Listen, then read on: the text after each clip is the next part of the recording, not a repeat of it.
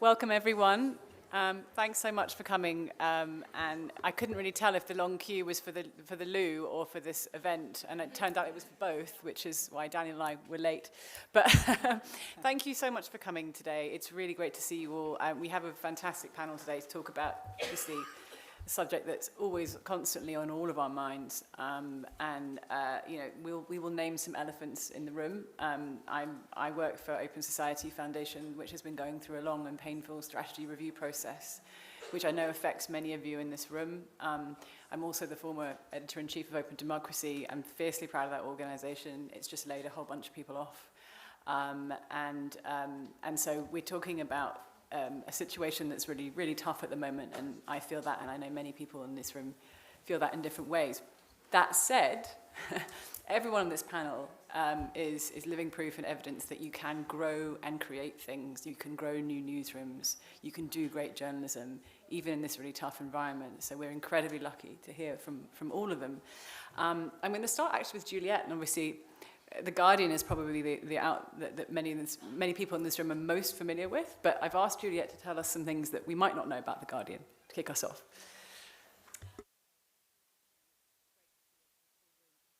This is on. Here we are. That's it. Great to see so many of you here. So, and probably unlike many of you, I work for a very large media organisation that isn't largely grant funded. It's funded in more traditional ways. The Guardian's revenues are about 260 million a year, I think, according to our latest annual report, which is kind of detail I can share here today. We're 200 years old. Our biggest revenue stream actually is from digital subscriptions and donations. So that has now taken over as the kind of bedrock of our funding. After that, it's interestingly sales of the physical newspaper. It's the print revenues, just the cover price. And then after that, it's advertising revenue. So that's not, that's our third income stream. It's certainly not our biggest. And then we've got a category of other, which does include some grant funding and events and things like that. But we also, in many years, we do make a loss. Newspaper industry has not yet recovered from the rise of the internet and the mopping up of advertising revenue by Google, by Facebook. And that's partly why I think there has been such a flourishing of independent media. So there are good and bad things about the changes that we've seen over the last couple of decades. But in order to help us meet that shortfall, we also have an endowment fund, and that's really, we were just saying with Mary earlier, financial independence is ultimately editorial independence, and that's what our endowment fund gives The Guardian. So we have savings of just over £1 billion, which we invest in very classical ways. It's the legacy of what was quite a big and diverse media business. We used to own radio stations, regional newspapers, including the Manchester Evening News. We began as the Manchester Guardian 200 years ago. And we sold these.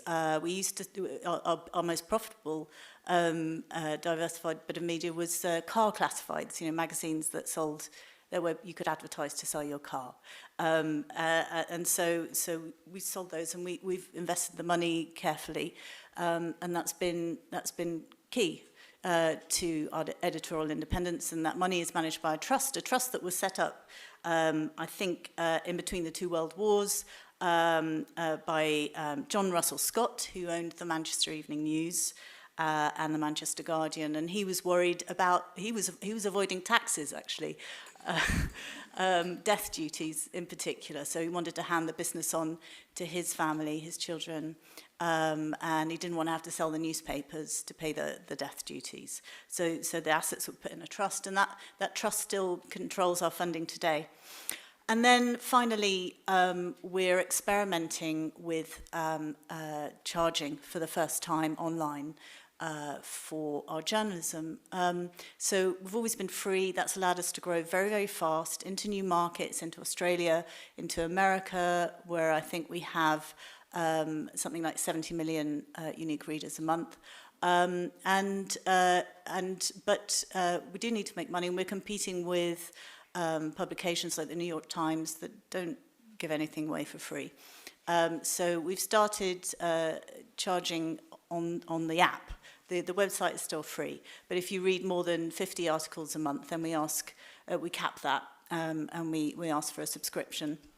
And I think so far, I mean, the sharings, the learnings I've got from October, so they're 6 months old now, but we know that we had about 3 million regular readers on the app, and about 10% of those we think have signed up for the subscription.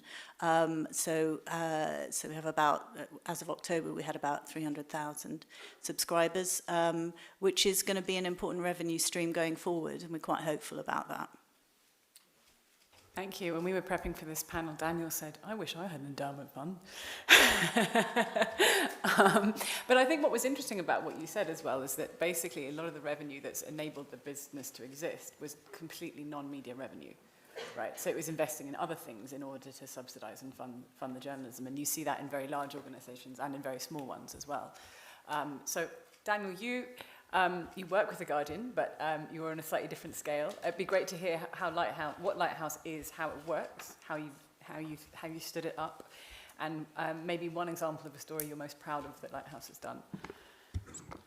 Sure. I mean, the first thing to acknowledge is that we're a little bit younger than The Guardian. We're 4 whole years old, so we're at a very different phase. Looking around, this might be one of the rooms in the world where actually a few of you do know what Lighthouse is. But for those of you who are the vast majority who don't know what Lighthouse is, we're an investigations team. And what that means is that we're a bunch of people who have hard skills which you don't find traditionally in normal newsrooms, and we have a model for running collaborative investigations. And we work with storytellers and with journalists, with reporters, and others right around the world. We're a non-profit, and what that means in practice is that we have a mission which broadly, in the broadest terms, is interrogating power, running public interest investigations, and we're trying to increase people's capacity to do that in every example where we're working together. So there's quite a few people in this room who've collaborated along the way with Lighthouse.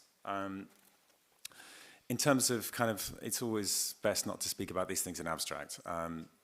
A good example of a Lighthouse investigation, some of you may have been and heard Gabriel Geiger talking about suspicion machines this morning, which won this year's Sigma Award. Suspicion machines, the hard thing that we needed to do was to take apart a secretive algorithm that was used to surveil and flag very vulnerable people on welfare. Now, these kinds of algorithms are deployed right around the world, and we needed to find an example, get hold of that data. It took more than a year to do this investigation, so that's a really significant investment. But when we do an investigation like that, it has a long tail. So it had big impact in the place that we were most focused on, which was the city that we got basically the keys to the whole of this algorithm. They have ruled out using algorithms for welfare subsequent to the investigation. But since we did that investigation, we've developed this or adapted the same methodology to run investigations with with large media in Spain. We've done the same, did a major investigation in France, and we have another 2-3 countries in the pipeline, and we're developing, we're basically doing outreach and education and capacity building for journalists all of the time so that others can learn how to use that. But just quickly, finally, because it's unfair not to say, in terms of how we're funded, we have co-production fees from media that we work with. We get contract income sometimes when we're commissioned to do investigations, which has to pass a whole bunch of internal tests for editorial independence. We have a tiny amount of donation income. And we have project and core funding from philanthropies, which is something which, again, is probably relevant to quite a few people in this room. I wanted to ask the second question actually now, because Sure. Obviously you decided on this model, and we all make many mistakes and we learn from them. That's how you grow something, particularly in this business. So what made you decide on this model? What mistakes might have been made previously that you learned from? Yeah, how did you get to thinking that this was the right thing for Lighthouse to be? Well, I spent most of my career as a correspondent for commercial media, for The Independent, for The Economist, and I stepped out into non-profit journalism after a career break, and I found it extremely strange to begin with. It was amazing. You had time to think about things. You could even be a bit strategic. But the major problem that I found with the first organization I was working with was that you were doing all of this strategizing, and then the subsequent work reached almost nobody at all. When it did reach significant or meaningful or impactful audiences, it did so because it was they were co-productions with media that already had big audiences. So that got me thinking, basically, what if we got rid of the platform? Like, why are we making this platform, which essentially is incredibly grindingly hard work? We'll hear from other panelists about building platforms from scratch. It's very hard. But what if we just acknowledged that there was a huge appetite and market out there for investigative journalism, and we'd build an investigations team, so without investing in audience engagement, without having to do the distribution part of it, we'd spend what we could raise on investigative capacity. So that enabled us to bootstrap from 3 people to 33 people in 4 years, and to work with more than 120 outlets around the world. It's a sacrifice to make. We have to give up control in that final 9 yards of a story, because our stories live their best lives with our partners who are the final storytellers that we work with. But without making that kind of strategic decision, there wouldn't be a Lighthouse. Thank you. I mean, what I'm hearing is revenue that comes from non-media, non-journalism, and cutting out key parts of what we used to think of as media and journalism, in this case, the distribution channel, which massively brings down costs and allows focus. So Claudia was the star of a morning panel as well, where she was showing us some of the ways that she and her team at Cuestión Pública are innovating. But Claudia, if you just take a step back, tell us what Cuestión Pública is, how it's funded, what it does, one thing you're super proud of. It'd be great. Cuestión Pública is an investigative media outlet, independent media outlet based in Colombia. We are covering corruption, abuse of power, and violation of human rights in the country. We are a feminist media, and we promote public access to public information in the country also. We find a way to merge investigative journalism and daily journalism in such innovative way in storytelling. And one of the main stories is one news application that we started. We've proven our business model with this application, this investigation.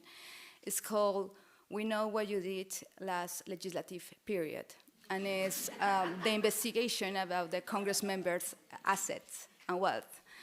So we asked in a crowdfunding campaign that is back 2018. Nobody knew what Cuestión Pública was. This was our first launch to the public. And we start with saying to a crowdfunding campaign, saying to the public which Congress members they want we investigate. That was the congressional elections 2018. And we asked to citizens in a survey, public survey, vote for the Congress members that they want that we investigate deliver this investigation before the congressional elections. So people who give us money in the crowdfunding campaign could vote for the Congress member. And we made the survey a way that we have all the political wings from the left to the right. So people vote, and we raise the money, and we deliver the investigation in an innovative data-driven investigation before elections. So that, for us, was a sign that people is willing to pay for investigative journalism if you really identify the pains that they have. So that's what Cuestión Pública does, identifying the pains, citizens' pains, and deliver public information that in the way that they have a better decision making in a democratic system. So this application, after 1 or 2 years, we got some money from Open Society Foundations and National Network on Democracy, and we create a whole universe called, it's like an Instagram, but we call it Indiscregram, Indiscreet Power of Colombian. This is the application when we deliver to the citizens 75 Congress members' investigation, stalk. The slogan was like, stalk your Congress member. And we deliver it every Sunday in a series, investigative series. So we pick 10 Congress members, I put it every Sunday with the spotlight, talk to your Congress member. Do you really know who is in their Congress? It's these people for your interest, or this person has another interest, like the people that funds its campaigns. They are really in the Congress for you or for them, or familiar relatives that are contracted with the government while these people is on the power. And all these kind of conflicts of interest, we just spotlight those Congress members every Sunday, and that was a successful campaign and investigation. So it's funny because before this this panel again, we were talking about the business model of Cuestión Pública, and you were saying, well, it's mainly grant money. I mean, we're young, we can't, we rely on grants, which is true. But you just told me about a brilliant crowdfunding idea that was all about readers, right? Yeah. And that was how you got started, is that you really figured out what people needed and wanted, and you responded to it. Yeah. And again, I mean, you've talked quite eloquently about how you can use grant money to then build business, right? Build products and services that people want, which makes you less reliant on grant money over the longer term. But taking that premise, which was at the beginning, it was the readers, right? At the beginning, it was the crowd. I think it's probably appropriate to come to Mediapart now, and because your model is radically different and really interesting. Yeah, Mediapart is an independent French investigative online newspaper. It was founded 16 years ago on a crazy bet at that time, which was, we are going to create an online newspaper and you're going to pay for it. And that was not really the mood at that time. And actually, a few years after its creation, Mediapart begin to make profits. So today, Mediapart is a profitable media, which is pretty rare in France. And Mediapart is financed only by subscribers. So at like 99% our revenue are from our subscribers. We have 220,000 subscribers, and our baseline is only our readers can buy us, and that's true. And our audience and also our enemies know Mediapart for its corruption investigation. And more recently, Mediapart is known for its gender and sexual violence investigations. We began with this investigation way before Me Too, like 1 year and a half before Me Too. We released a story about an ecologist MP in France who was accused by 8 women of sexual assault. His name is Denis Baupin, and this story showed that Mediapart began to work on that issues. And then we released the Adèle Haenel story. It's the name of a very famous actress in France.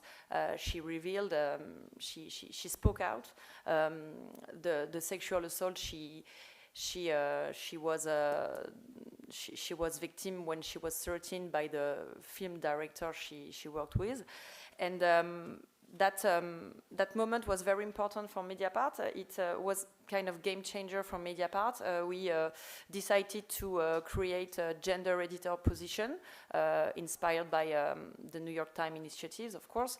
It was the beginning for Mediapart on that topic to be one of the references on the topic. Thank you. I'm going to go in reverse order now and jump a step, because one of the things we talked about a lot was, what do you see coming in the future, right? So there's been so many panels on AI. OSF has sponsored panels on AI in this conference, and we see that as one of the biggest sort of threats and opportunities for media. But I wanted to ask all of you, what you, from the perspective of your own business, what do you see coming up in the future? What are you planning for? What do you anticipate? Like, how are you thinking about the future and what you're going to need to do, to change, to plan for? One of the things we talked about was the fact that younger people don't necessarily want to pay for news. So I'm curious to hear what you see coming. Yeah, as we live with the money of our subscribers, and it's not going to change this is our business model. So we have to think about future, and we have to renew our audience. So I think the challenge for us is to tell stories in a way that young people can be interested in, and maybe to find this young audience where they are, and they are on social medias.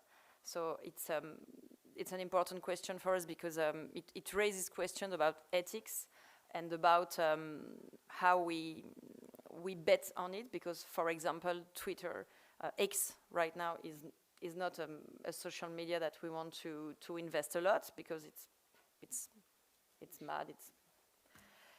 And a crap return on investment, yeah. I can say. Yeah.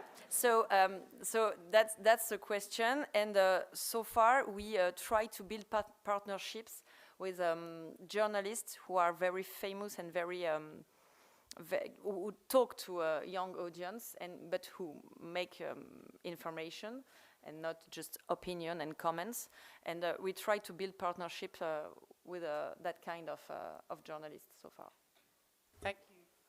Juliette, again, what does the Guardian see coming, and what are you getting prepared for? What are you worrying about? What are you having to adapt? Well, let me answer that question in two ways. One, from a kind of organisation-wide perspective, which is that I think we want to do more to recreate the pleasures of, a big Sunday newspaper bundle, but digitally. So we've launched a cookery app separate from the news app. But also we want to drive for new readers. So we expanded very fast in the US 10 years ago, had to retrench a bit, but we're going again. We've recently appointed our first US-born editor to edit The Guardian US, and they've been hiring a lot of new journalists and editors. We've created Betsy Reed from The Intercept, and she's created an investigative team. So we'll be pushing for more American readers, and also into Europe as well. What we found there is, I think there's certainly an open door for The Guardian in terms of being a second choice newspaper for European readers outside of the UK. We publish in English, so we're accessible to audiences around Europe. And I think many readers see The Guardian as perhaps closer, well, it just is closer to European affairs than the big US publications in the New York Times or the Washington Post. So I think we've got an opportunity to build a bigger audience there, and we're doing that. And one big way that we're doing that is the second thing I want to talk about, which is more collaborations. When I worked on my first international collaboration with the ICIJ and a bunch of other newspapers, including Le Monde in France, and 2015 on the Panama Papers, that was quite a rare thing for The Guardian to do, and mainly done within our investigations team, but now all parts of the newspaper do it. And we want to continue doing that. And I think we are going to need to work even more closely with AI. Sorry to mention that word again, but with AI coming, we're in a year, we're in the blockbuster election year. Disinformation is going to flood the internet. A lot of that's going to be AI generated. at the moment, some of the groups we work with that tend to do a lot of the hard work when it comes to processing data sets, for example, just don't have the capacity and finances to pay for all the computing power to examine all the leaks and it's not here yet. What is going to be all the AI generated information, disinformation coming down the track. So we need to be strategic. We need to talk to each other, and we need to roadmap this stuff. So if anyone wants to talk about how we progress that, please come and find me. Yeah, and I know there was some discussion about that on Wednesday, so yeah, we should connect that up. So I think probably staying a little bit on the AI theme, what do you see coming, and how are you getting ready for it? Yes, this morning I present AI tool, artificial intelligence tool that we developed with AI JC Challenge from the Open Society Foundations last year. And this tool we called Howden. It's Optimized Data Integration Network, and it improves the daily covering of news while Cuestión Pública is doing investigative journalism. So our core business is investigative journalism, but as media outlet, we cannot be, we have to be in the agenda, media agenda, and be relevant, and we can do that if we publish investigation each 3 or 2 months. So to deal with this, we cover current events, political connections that we see is happening in Colombia with our previous investigations. So the 2 news applications that I mentioned before, we know what you did last legislative period. There is another one called Game of Votes, inspired in Game of Thrones. So these 2 biggest news applications collect around 4,200 entities, companies, political figures in Colombia that we investigated. So we take advantage of our databases and connect our investigation with current events. So we create this tool to generate a draft in thread in X and for Twitter or X, and they give us just in 15 minutes a publication in Twitter. Something, a thread that before in the manual process took for us like 3 hours to edit and create. So this is optimizing processes in investigative journalism. And it covers a needs that media outlets, as other media outlets at Cuestión Pública has. So we are thinking about how to continue our operation as media outlet doing investigative journalism, but also launch a new brand in artificial intelligence products. So we are starting thinking about this new line that maybe help us to be profitable, because right now our business model is exactly like yours. I mean, we are the same international corporation, membership model, contracting with some civil society organizations, and commissioned investigation that keep our independence. So it's the same one, but this business line could really we can see the future in artificial intelligence. Thank you. So you're basically spinning out a business line based on tools that newsrooms need in order to become more efficient, but also to focus more on their core business. So I imagine, I mean, many of you probably work for investigative journalism outlets. Imagine if on the day a story breaks about a politician, you have some data or some previous stories on. In 15 minutes, a bot that's been trained well and ethically has whipped up a story that fits with that day's news, that fits into that day's news brief. And then your journalists instead can be continuing their investigations. They edit and publish the story quickly, and then they spend the rest of the day doing the long-term slog of doing deep investigations. I think it could be a game changer. I'm really excited about it. Daniel, what do you see coming? I think anyone who's looked at the program here in Perugia has probably seen and heard plenty of things about AI. Don't talk about AI. Exactly. Lighthouse does a bunch of AI accountability reporting. We were doing it last year. We'll be doing it next year. the way that we think about the future was kind of embedded in how we set Lighthouse up to begin with. In choosing not to be a platform, we're kind of acknowledging that we are a team of people who do investigations. Now, there are so many different threads of data, information, situations, contexts that that feed investigations. And there are a huge number of potential outcomes from investigations. If you're going to be a nonprofit like we are and you're going to survive, thrive, you're going to need to acknowledge risk.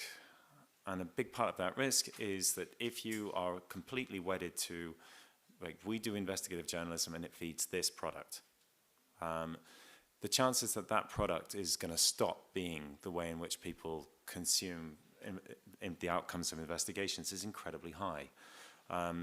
So we're trying to lose those kind of learned habits and think more creatively about this. So our investigations might end up being a drama series. We've got a couple of things in the pipeline, stuff that's been optioned and is being developed for potential drama series. There are so many other different ways that investigative work can feed litigation. It can feed campaigns. It will continue in some way, shape, or form through big brands to be news in a way that's recognizable to us now. But there's no reason why we shouldn't be thinking creatively about how we can work with a full range of different storytellers. And some of those places will continue to have money to spend on investigation units, whereas if we're kind of wedded to one product and that then becomes obsolete, it's not going to work. And it fits the meeting audiences where they are criteria, which is the world we have to live in now, right? So we're going to have time for some questions. I'm going to come back to the panel at the end and ask them for the one piece of advice they'd give the room. But before then, I'll hand it over to you in the room to ask any questions you want to. Okay, I see one person here, one person here. Maybe we take them in twos at the beginning, so go ahead. There is a microphone.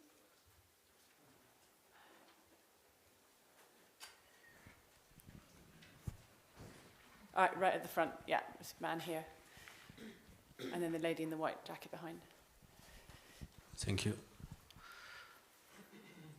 Models which is you share with us is like good for countries like France or UK or US or even most of Latin American countries. They also have some kind of different situation with hopeless countries when also journalist community need to think how to develop investigative journalism.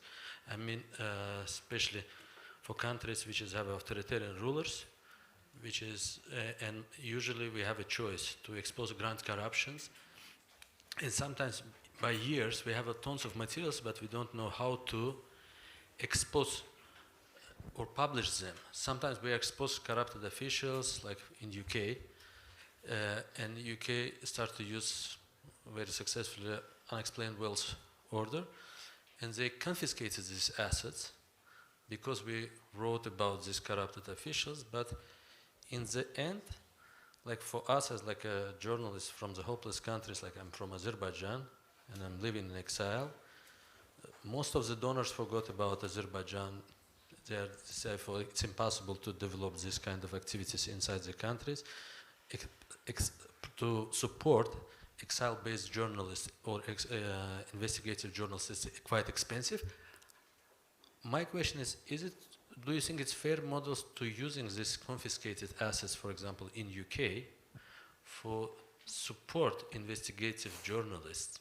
Like, because what the UK do, they just literally confiscated, for example, 50 million pounds and put to their treasury, and now we're asking, like, what is possible to do with this? Yeah. Could you give us this money back to Azerbaijani journalists to expose it? We got your question. Lady behind you in the white blazer. Hi, it was just a quick one for you, Mary.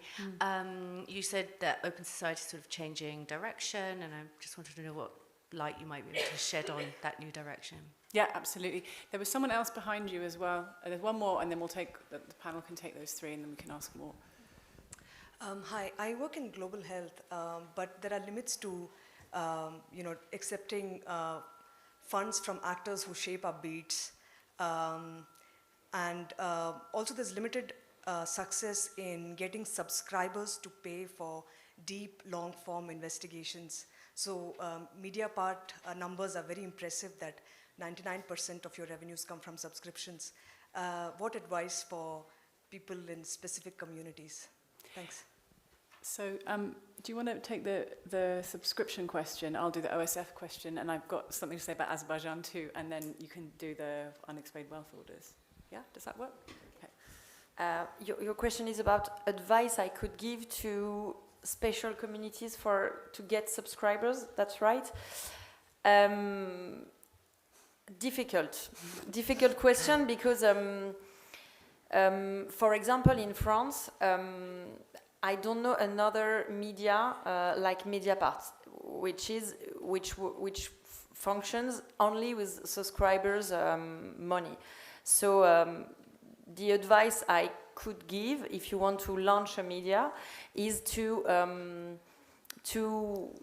gather money, maybe from investors, and to build a contract very carefully with them to keep your independence when you'll be profitable and sustainable, and maybe you have to have a good marketing plan and communication plan to make you known. But honestly, I cannot answer that question because I have conscience of the fact that it's very difficult to have so many subscribers. For example, Le Monde, which is the first daily newspaper in number of subscribers, almost 600,000 subscribers.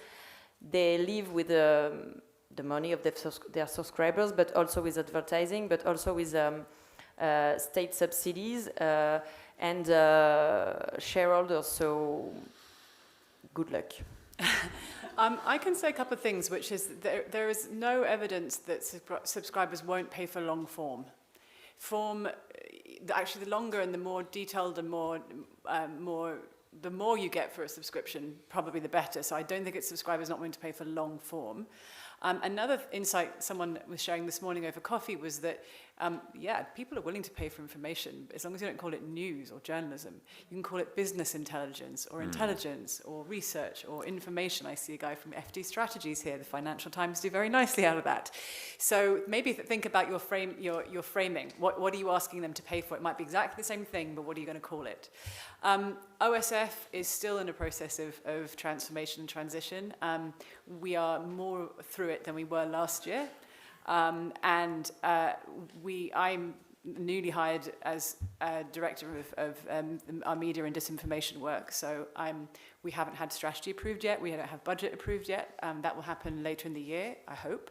But certainly the fact that I'm here in this room and still working at OSF gives me confidence that OSF is going to be working in this space in the future, and there are many other strategies that are also being reviewed, developed, and approved at the moment. So it's taking a while, but it's moving.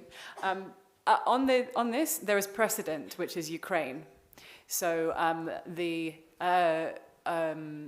some of the assets that have been frozen from Russian oligarchs, there is legislation being discussed in the US and the EU to give that to Ukraine. So the principle of your question stands, although I think politically what you're asking could be much harder, but I think it's a fabulous idea. But also, there are many media in exile that succeed in business. It's really hard. I'd point you towards Confidencial, which got kicked out of Nicaragua, or Rappler, which is still surviving in the Philippines.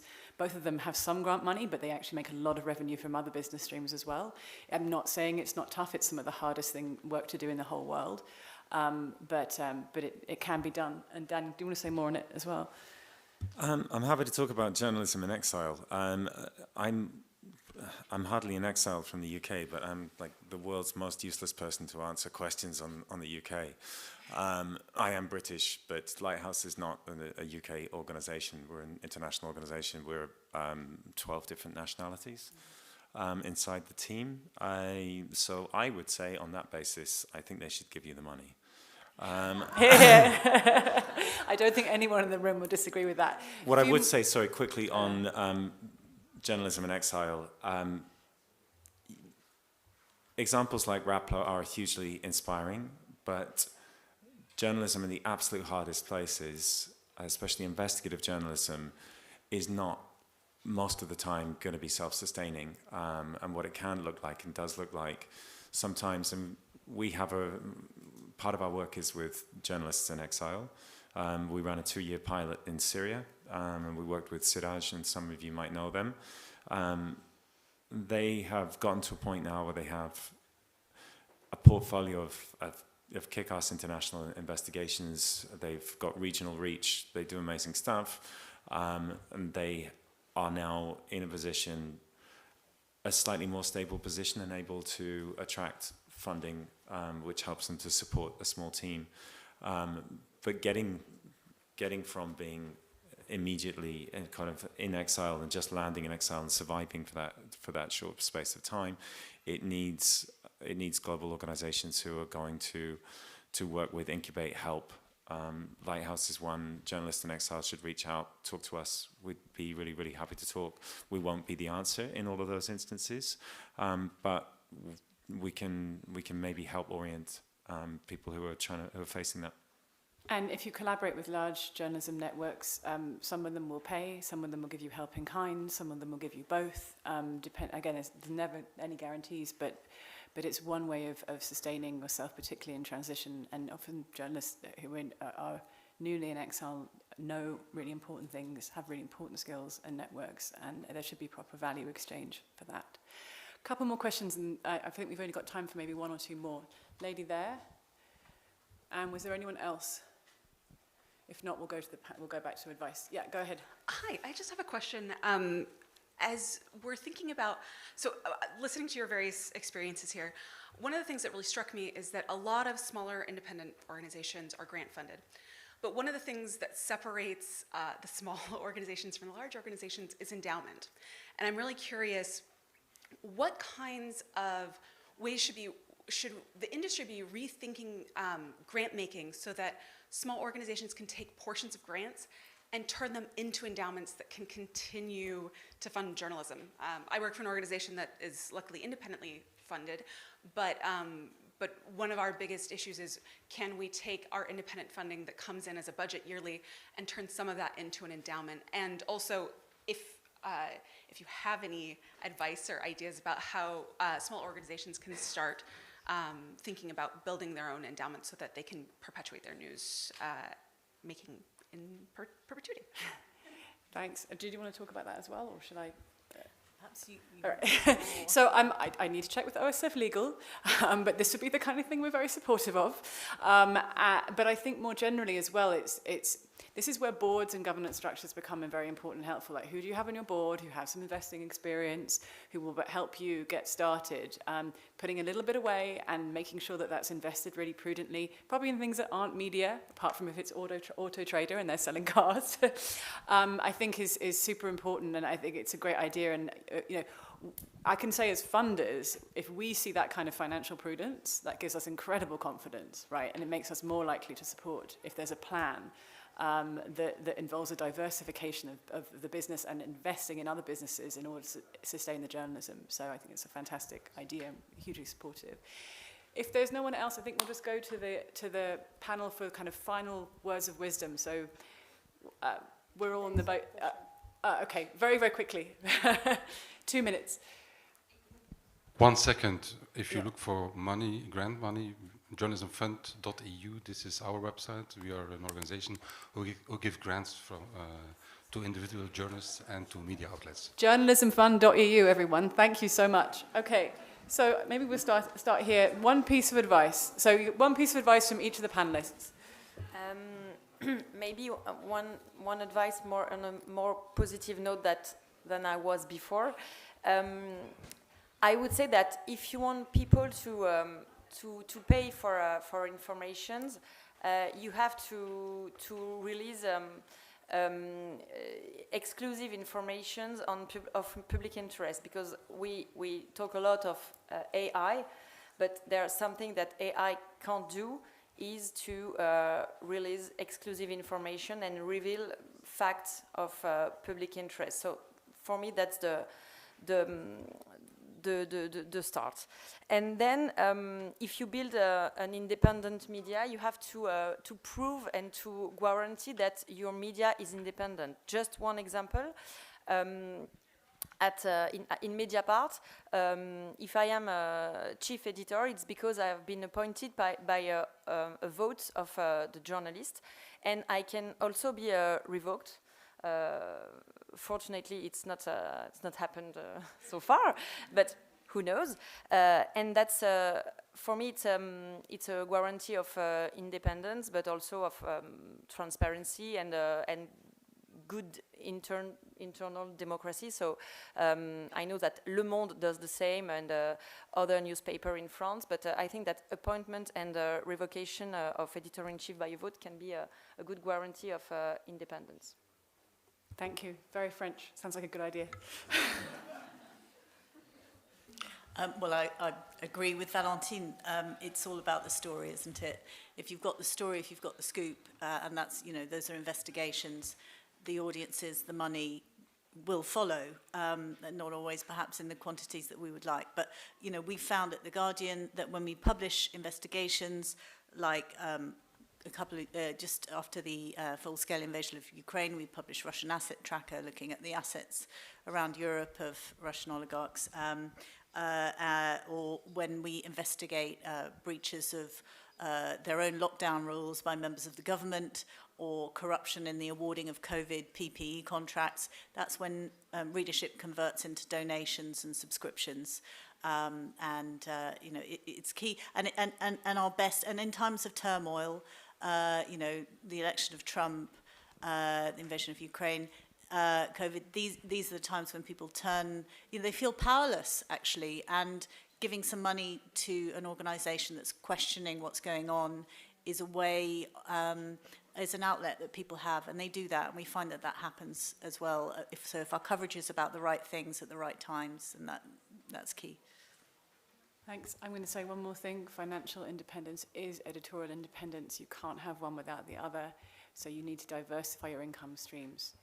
Just don't rely on one grant funder, don't rely on 2 or 3 grant funders, don't rely on one proprietor, don't rely on one sponsor.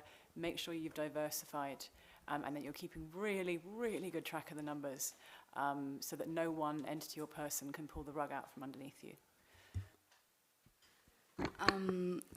My best advice is if you want to launch a media outlet, investigative media outlet, or to be in the media industry, is to go first to a startup accelerator, specialized in impact, social impact, and spend a lot of time with people that are not journalists, people from different industries, and pitch your ideas with people that are not in the industry, in this startup accelerator.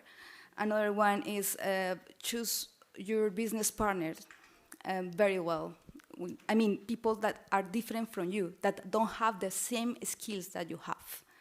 If you are excel in data journalism, your business partner should be excel in sales or in finance or in administrative things. I mean, if you are investigative journalist, don't choose another investigative journalist that do the same thing that you do. Thank you. I'm going to make you use the word hustle. Yeah. Just face the fact that you're going to have to hustle. You should be hustling. It should be a hustle. You shouldn't be worried about working, having to be in sales mode. If you feel icky about that, then it's just not going to work out.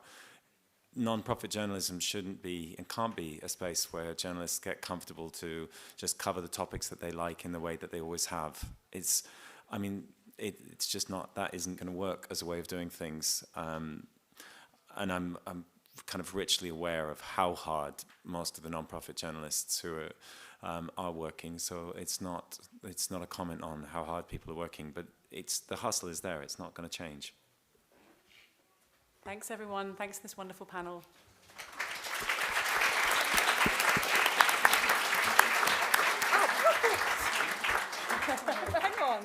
Bang on, 6:50. Thank you.